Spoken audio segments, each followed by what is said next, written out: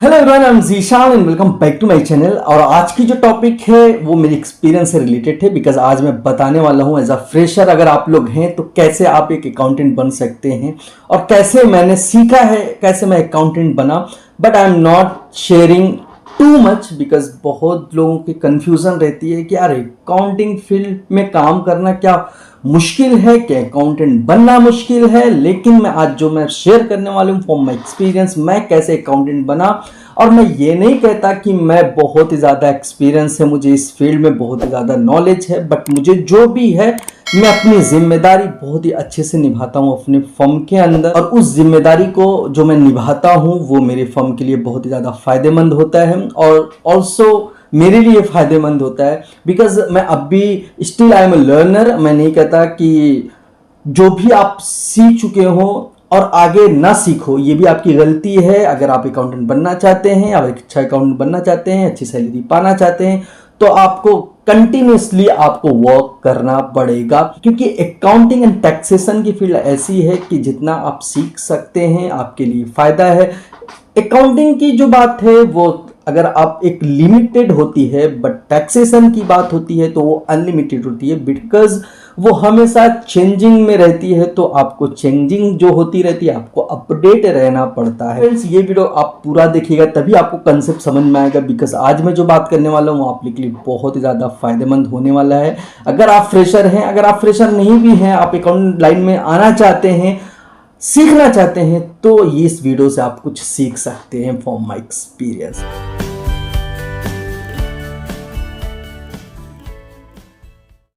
So friend, बहुत लोगों का कंफ्यूजन है कि अकाउंटेंट बनना बहुत ही ज़्यादा मुश्किल है, कि अकाउंटिंग सीखना, टैक्सेस सीखना बहुत ही ज़्यादा मुश्किल है। बट आज मैं जो आपको बताने वाला हूँ आपके लिए बहुत ही ज़्यादा इजी होगा अगर आप ये स्टेप फॉलो करेंगे। अगर आप अकाउंटेंट बनना चाहते हैं, आप ये स्टेप फॉलो करेंगे जैसा मैंने फॉलो किया, आपके लिए बहुत ही ज़्यादा बेनिफिट होगा प्रेजेंट में एंड फ्यूचर में। बिकॉज अगर आप प्रेजेंट में वर्क करते हैं तो आपको जो फल मिलेगा वो फ्यूचर में मिलेगा।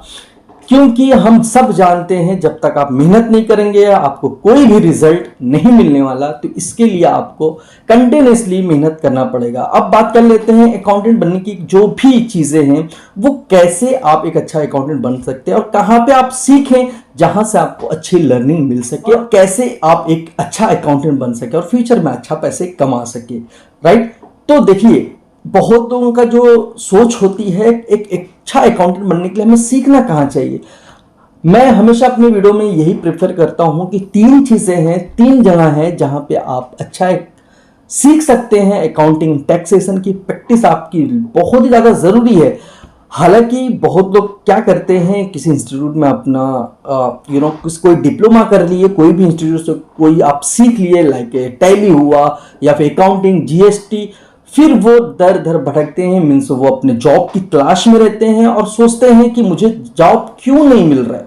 और मैंने कोर्स भी कर लिया है, जो मैं इंस्टीट्यूट में मैंने डिप्लोमा किया था उसका कोर्स भी कंप्लीट कर लिया, मेरे पास सर्टिफिकेट है, पर मेरे पास जो जॉब नहीं है जिसके लिए मैं सीख रहा था। बट अगर मैं आपको एक सजेस्ट करूं कि कहाँ पे आपको सीखना है जो एक अच्छा अकाउंटेंट आप बन सकते हैं, जिसके बाद आपको एक अच्छी अपॉर्चुनिटी मिल जाएगी, मिल सकती है, वो 100% फ्रॉम माई एक्सपीरियंस में आपको बता रहा हूं। अगर आप अच्छे से सीख गए तो ज़रूर आपको कोई ना कोई जॉब मिल सकती है।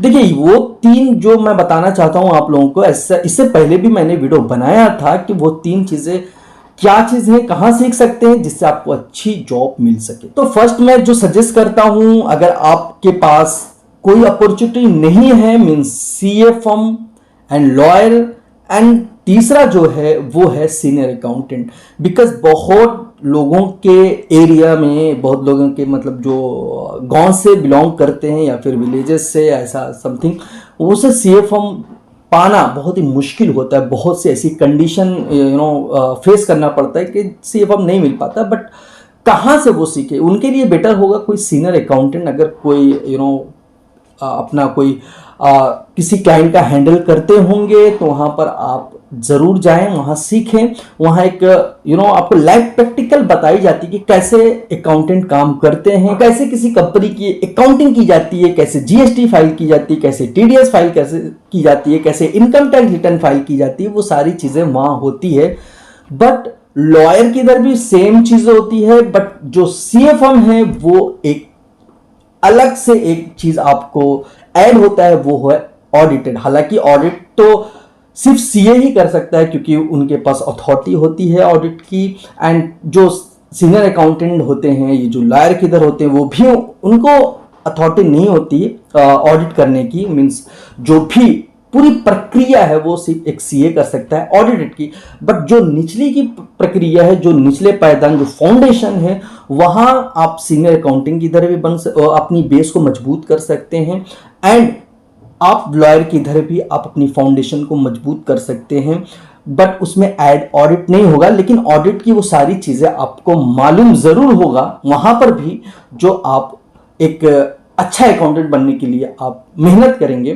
तो अगर आपको इन तीनों में आप अगर मुझसे कहेंगे कि कौन सी चीजें बेस्ट है, तो मैं सीए फर्म ही आपको प्रेफर करूंगा। बिकॉज वहां पर आपको ऑडिट की वो सारी नॉलेज दी जाएगी। आपको कैसे ऑडिट फाइल करना है, 3C क्या होता है, कैसे आपको फिलअप करना है, वो सारी चीजें आपको बताई जाती है। वहां पे सारी चीजें होती है, राइट, फुल टू अकाउंटिंग से लेकर टैक्सेशन तक, राइट।